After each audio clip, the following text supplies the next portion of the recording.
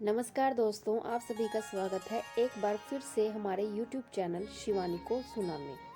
आज मैं आपके लिए जो प्रस्तुति लेकर आई हूँ उस प्रस्तुति के माध्यम से मैं आपको पद्मनी एकादशी के बारे में जानकारी दूंगी।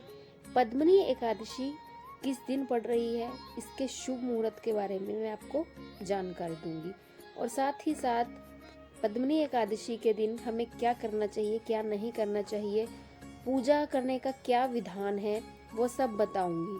तो आइए प्रस्तुति को शुरू करते हैं।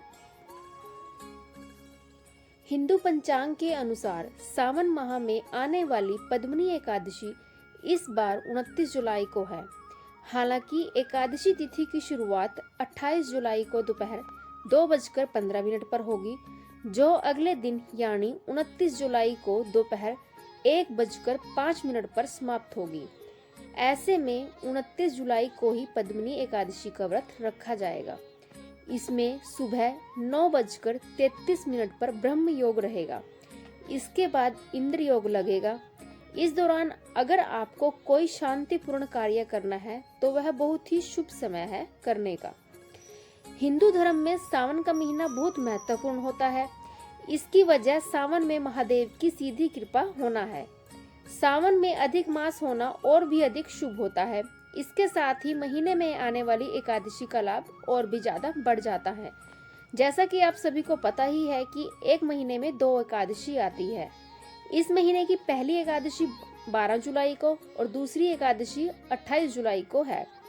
पद्मनी एकादशी का बहुत ही ज्यादा महत्व हिंदू धर्म में है। इसमें व्रत रखने से व्यक्ति के दोष और पाप दोनों खत्म हो जाते हैं। तो अब बात करते हैं पद्मनी एकादशी व्रत की पूजा विधि। पद्मनी एकादशी व्रत की पूजा विधि करने का क्या विधान है। पद्मनी एकादशी व्रत के दिन सुबह उठकर स्नान आदि कर लें। इसके बाद सूर्योदय होते ही भगवान सूर्यदेव को जल अर्पित करें। साथ ही भगवान विष्णु और मां लक्ष्मी की मूर्ति स्थापित कर पूजा अर्चना करें। भगवान को धूप, दीप, अक्षत, चंदन और फूल चढ़ाएं। इसके बाद विष्णु चालीसा का पाठ और माता जी की आरती जरूर करें।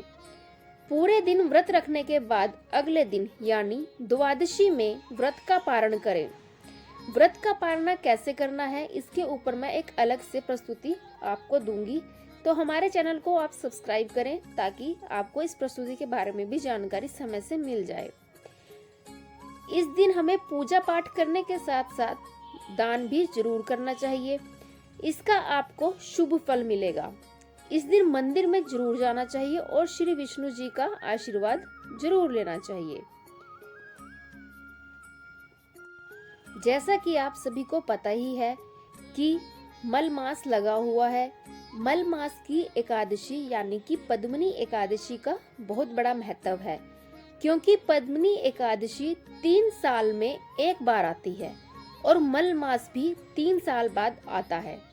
मल मास की पद्मनी एकादशी व्रत रखने से व्यक्ति को सभी मनोकामनाएं पूरी होती हैं।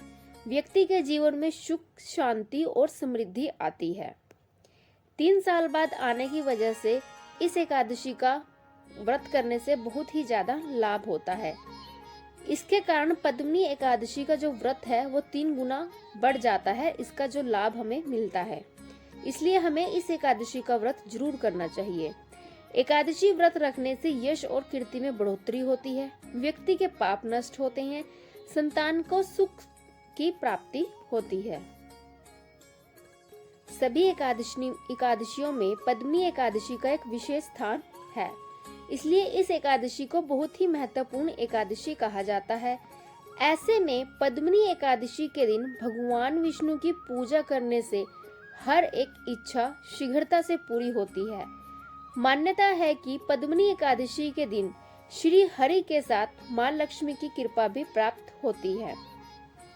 कहा यह भी जाता है कि इस दिन कुछ उपाय करने से जीवन के संकट दूर हो जाते हैं, नकारात्मकता दूर होती है। तो आइए वो उपाय हम जानते हैं कि ऐसे हमें कौन से उपाय इस दिन करने चाहिए। पद्मनी एकादशी के दिन भगवान विष्णु को नारायण कवच का पाठ करना चाहिए। इस कवच के पाठ से घर और व्यक्ति के अंदर मन से नकारात्मकता दूर होती है। इस कवच का पता करते समय शुद्धता का ध्यान अवश्य रखना चाहिए। पद्मनी एकादशी के दिन केले के पेड़ की पूजा करने से विवाह में हो रही देरी दूर होती है। इस दिन पति पत्नी एक दूसरे को कलावा बांधते हैं तो वैवाहिक जीवन में खुशहाली आती है। साथ ही केले की पेड़ की परिक्रमा पति पत्नी को साथ में करनी चाहिए, इससे प्रेम बढ़ता है। पद्मनी एकादशी के दिन तिजोरी में शंख की स्थापना करने से धन में वृद्धि होती है। इस दिन भगवान विष्णु के साथ माँ लक्ष्मी की पूजा करने से घर में श्री का वास होता है। पद्मनी एकादशी के दिन माँ लक्ष्मी के मंत्रों का जाप करने से धन की समस्या दूर होती है। पद्मनी एकादशी के दिन नौकरी में तरक्की पाने के लिए पीले वस्त्रों का दान करना चाहिए। एकादशी का दान महादान कहलाता है। इस दिन दान करने से उसका अक्षय फल मिलता है। वस्त्र के अलावा अनाज या अपनी आय में से भी थोड़ी राशि दान करना बहुत ही शुभ माना जाता है। आप भी पद्मनी एकादशी के दिन इन उपायों को करने से न सिर्फ भगवान विष्णु का साथ और उनकी कृपा पा सकते हैं, बल्कि परेशानियों से निजात भी पा। तो अब मैं आपको बताती हूँ कि एकादशी के दिन हमें किन चीजों को नहीं खाना चाहिए जिससे भगवान विष्णु नाराज हो जाते हैं। भगवान विष्णु को सभी व्रतों में एकादशी व्रत सबसे प्रिय व्रत लगता है। पद्म पुराण के अनुसार एकादशी व्रत करने वाले व्यक्ति पर भगवान विष्णु प्रसन्न होते हैं और उनके लिए मोक्ष के द्वार खोलते हैं। लेकिन एकादशी व्रत के कुछ नियम हैं जिनका पालन करना जरूरी होता है। जो व्यक्ति यह व्रत नहीं रखते उन्हें भी एकादशी के दिन कुछ नियमों का पालन करना चाहिए। इससे जीते जीते संसारिक लाभ मिलता ही है, मृत्यु के बाद भी परलोक में सुख मिलता है। इन नियमों में एकादशी के दिन खान पान के नियम का हमें विशेष ध्यान रखना चाहिए। सबसे पहले हमें एकादशी के दिन चावल नहीं खाने चाहिए। चावल से बनी चीजें नहीं खानी चाहिए। रक्त और मांस को खाने जैसा यह माना जाता है जो भी इस दिन कोई चावल खाता है। दूसरा, एकादशी में जौ खाना भी अशुभ माना जाता है। चावल की तरह जौ भी महर्षि मेधा के शरीर से उत्पन्न हुआ माना जाता है, इसलिए एकादशी के दिन जौ भी नहीं खाने चाहिए। सेम भी इस दिन हमें नहीं खाने चाहिए। एकादशी के दिन लहसुन प्याज भी हमें एकादशी के दिन नहीं खाने चाहिए। लहसुन प्याज खाने के प्रयोग में एकादशी के दिन नहीं करना चाहिए। इसकी वजह से कि गंध युक्त और मन में काम भावना बढ़ाने की क्षमता के कारण इसे अशुद्ध माना गया है। एकादशी और द्वादशी के दिन इन्हें नहीं खाना चाहिए, जैसे कि बैंगन को नहीं खाना चाहिए। एकादशी के दिन हमें मांस और मदिरा का भी सेवन नहीं करना चाहिए। तो यह कुछ चीजें हैं जिसका हमें एकादशी के दिन ध्यान रखना चाहिए। अब हम बात करते हैं एकादशी, पद्मनी एकादशी के शुभ संयोग के बारे में। आपको मैं जानकारी देती हूँ। 3 साल बाद जो महासंयोग बना है इसके बारे में अब मैं आपको संपूर्ण जानकारी देती हूँ। पुरुषोत्तम मास के शुक्ल पक्ष की एकादशी का व्रत मनुष्य के सभी पापों का संपूर्ण नाश करता है। पुरुषोत्तम मास को अधिक एवं मल मास कहते हैं तथा इस मास में आने वाली एकादशियां पुरुषोत्तमा एकादशियों के नाम से जानी जाती हैं। वैसे तो साल भर में कुल 24 एकादशियां आती हैं, परंतु अधिक मास में 2 एकादशियां बढ़ जाती हैं, जिससे एकादशियों की संख्या 26 हो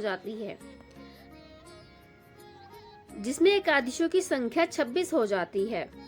इस एक एकादशी व्रत के प्रभाव से मनुष्य को सभी एकादशी के व्रत का पुण्य फल प्राप्त होता है। विष्णु पुराण के अनुसार इसे दुर्लभ एकादशी का नाम दिया गया है, क्योंकि यह एकादशी 3 साल के बाद आती है।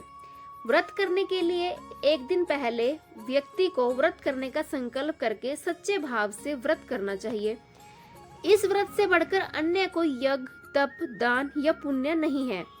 जिसने इस ज्ञान रूपी एकादशी का व्रत किया हो उसे पृथ्वी के सभी तीर्थ और क्षेत्रों के दर्शन एवं स्नान का फल मिलता है। सूर्योदय से पूर्व उठकर प्रभु का भजन करें। श्रेष्ठ ब्राह्मणों को भोजन कराकर उन्हें दान दे। व्रत में श्री राधा सहित भगवान श्री कृष्ण और लक्ष्मी जी सहित भगवान विष्णु और माँ पार्वती जी सहित भगवान शिव जी का विधि पूर्वक पूजन करें। व्रत में पहले पहर की पूजा नारियल, दूसरे पहर की बेलपत्र, तीसरे पहर की पूजा सीताफल और चौथे पहर में सुपारी से प्रभु का पूजन करना श्रेष्ठ कर्म है। व्रत में मीठी फलाहार करें। रात को मंदिर में दीपदान करने तथा हरि नाम संकीर्तन करने से बड़ा व्रत में कोई कर्म नहीं है। इन दिनों में भीषण गर्मी होती है, इसलिए प्यासे को पानी पिलाने की इस दिन व्यवस्था करें। पक्षियों के लिए घरों की छत पर मिट्टी के कटोरे में जल रखें, ताकि जिसे पीकर पक्षी भी तृप्त हो जाए और उनका आशीर्वाद भी आपको मिल सके। गौ सेवा से बड़ी कोई सेवा नहीं है, इसलिए इस व्रत में गाय माता को गुड़ और हरा चारा खिलाएं। गौशाला में जाकर गौओं की सेवा करें, उन्हें जल पिलाएं। इस दिन ओम नमो भगवते वासुदेवाय मंत्र का जाप करें। तिल, वस्त्र और धन का दान करने पर कई गुना अधिक फल मिलता है। इस एकादशी के दिन किस पूजन से क्या फल प्राप्त होता है? वैसे तो पुरुषोत्तम मास में कोई भी कर्म किसी विशेष इच्छा से नहीं किया जाना चाहिए, क्योंकि शास्त्र के अनुसार इस मास में सभी कर्म निस्वार्थ भाव से करने का प्रावधान माना गया है। सर्वशक्तिमान एवं सर्वव्यापक परमात्मा सभी के मन की बात को जानते हैं तथा अपने भक्तों पर सदा कृपा करते हुए उन्हें बिना मांगे ही सब कुछ प्रदान करते हैं। फिर भी जो भक्त इस व्रत को प्रथम पहर के पूजन से अग्निष्टोम यज्ञ का फल, दूसरे पहर की पूजा से वाजपेय यज्ञ, तीसरे से अश्वमेध यज्ञ और चौथे पहर के पूजन से राजसूय यज्ञ के समान उत्तम फल की प्राप्ति प्राप्त करता है। उत्तम संतान की प्राप्ति की कामना के लिए भी यह व्रत किया जाता है। अब इस दिन हमें कौन से काम नहीं करने चाहिए? वैसे तो एकादशी व्रत में जल का भी सेवन नहीं करना चाहिए, परंतु यदि संभव न हो तो व्रत में कांसे के बर्तनों में भोजन न करें। मूंग की दाल, मसूर, चना, कद्दू, शाक और मधु का भी प्रयोग न करें। व्रत में जो कुछ भी खाएं वह अपने घर में ही तैयार करें, अर्थात प्राय अन्न का सेवन भी नहीं करना चाहिए। व्रत में क्रोध बिल्कुल भी नहीं करना चाहिए, झूठ नहीं बोलना चाहिए, किसी की निंदा व चुगली नहीं करनी चाहिए।